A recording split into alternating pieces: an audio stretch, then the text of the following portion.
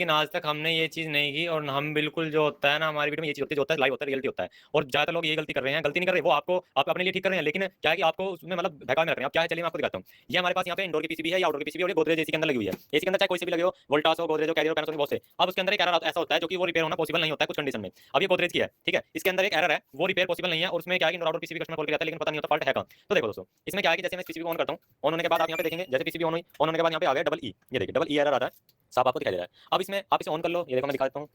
ये देख लो, कुछ भी कर लो, ऑन कर लो, ऑफ कर लो, कुछ फर्क नहीं पड़ेगा। मोड पे ले आओ, कुछ भी कर लो, कुछ भी डबल ही आएगा। 10 बार बंद कर लो, चाहे 10 बार चला लो। ये देखो बंद कर ली, ये चला दी, ठीक है डबल ही। अब ये जो डबल ही का एरर होता है किस चीज का होता है, सबसे पहले तो आप ये समझ लो। इसे बंद करता हूँ, देखो ये डबल ही एरर जो होता है ये सॉफ्टवेयर का एरर होता है। हम इसे यहाँ से पीसीबी को उल्टी तरफ से करते हैं।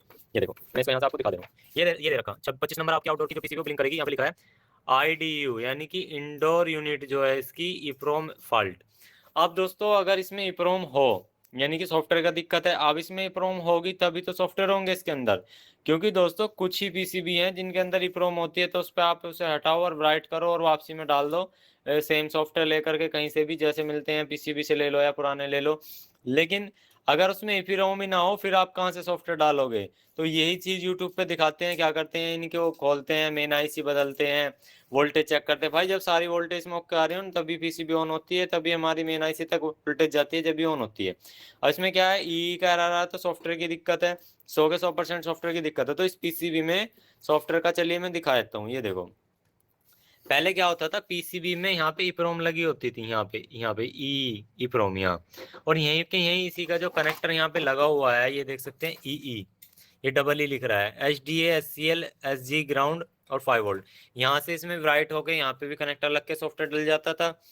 और यहाँ पर से क्या होता था, अगर वो कनेक्टर का सिस्टम नहीं है तो यहाँ से इस आईसी को निकाल करके, यहाँ पे 8 पिन की आईसी लगी होती थी, तो उसको हम निकाल करके एरर मतलब उसे निकाल के सॉफ्टवेयर डाल लेते थे और वापसी में डाल देते, तो इसकी प्रॉब्लम सॉल्व हो जाती थी।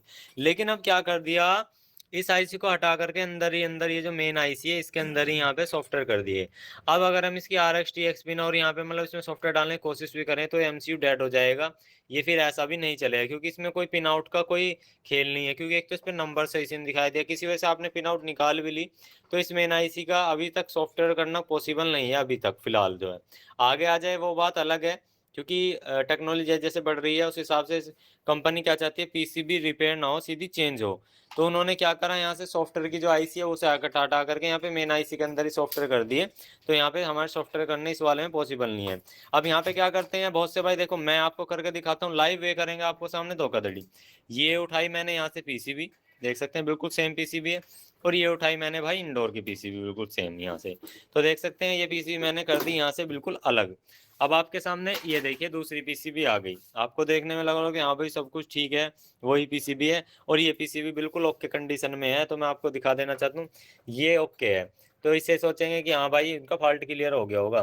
तो मैं दिखा देना चाहता हूँ, ये मैं यहाँ से कनेक्टर लगाया इस पे और मैं इसको कनेक्शन देता हूँ। देखो अभी मैं आपको दिखाता हूँ इसे ऑन करके, ये देखिए ये हमारी इसकी मेन लीड है, तो ये हमारा यहाँ पे इसमें एरर नहीं है। अभी चलिए ये देखिए, ये हमारा इस नॉर्मल कंडीशन में कुछ इस तरह से होती है हमारी किसी भी, ठीक है। और यहाँ पे देखिए ये हो गया ऑन, ठीक है। ये देखो इसी से ये गोदरेज ये इंडोर मोटर चली तुरंत ही। तो ये होता है यूट्यूब पे क्या होता है, पीसीबी आपके सामने बहुत से भाई रिपेयर कौन सी करते हैं। अब इसमें से ही कोई पुरानी पीसीबी पड़ी हो, इसी में से मेन आईसी इसके अंदर डाल देंगे, उठा करके कह देंगे कि भाई पीसीबी होगी। अब एक बात होता है, अगर इस पीसीबी के अंदर मेन आईसी खराब नहीं होगी या ठीक होगी, ना इसके अंदर पीसीबी के अंदर मेन आईसी ठीक है, ठीक है, तो हमने यहाँ पे अगर कोई और कंपोनेंट करते हैं उसे डालने में ज्यादा सिर दिया या मेन आईसी निकालने से दिया, भाई आईसी वहीं के लगा देंगे, अपनी सप्लाई छोटी मोटी जगह रिपेयर कर लेंगे, ओके हो जाएगी। तो भाई इसका जो सॉल्यूशन है, डबल ई का जो सॉल्यूशन है, अगर यहाँ पे आईसी नहीं है ई की, ठीक है, जहाँ पे ई का कनेक्टर होता है सभी पीसी में ई का कनेक्टर होता है, यहाँ पे जैसे ई है। तो दूसरी पीसीबी दिखाता हूँ आपको, जैसे मेरे पास यहाँ पे और पीसीबी पड़ी हुई है, ये देखो मैंने यहाँ पे और पीसी पड़ी हुई हैं, तो इनके अंदर भी जो होते हैं सॉफ्टवेयर के लिए आईसी लगी होती है। इसमें आप देख सकते हैं ये रही देखो, इसमें यहाँ पर आईसी लगी हुई है, ये देखो।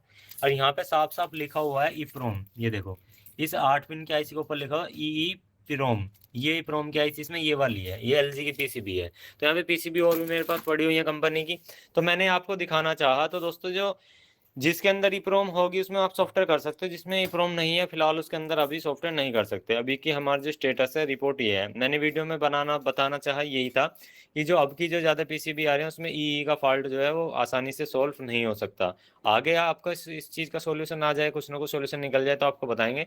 फिलहाल इसका कोई भी सोल्यूशन नहीं है डबल ई का, और ये सॉफ्टवेयर का एरर होता है, इसमें इंडोर पीसीबी चेंज करो आपके प्रॉब्लम का सोल्यूशन हो जाएगा। और पीसीबी ज़्यादा महंगी नहीं है, आपको खरीदने तो हमें बता देना, आपको डिस्क्रिप्शन में नंबर दे देंगे। तो मिलते हैं किसी नेक्स्ट वीडियो में।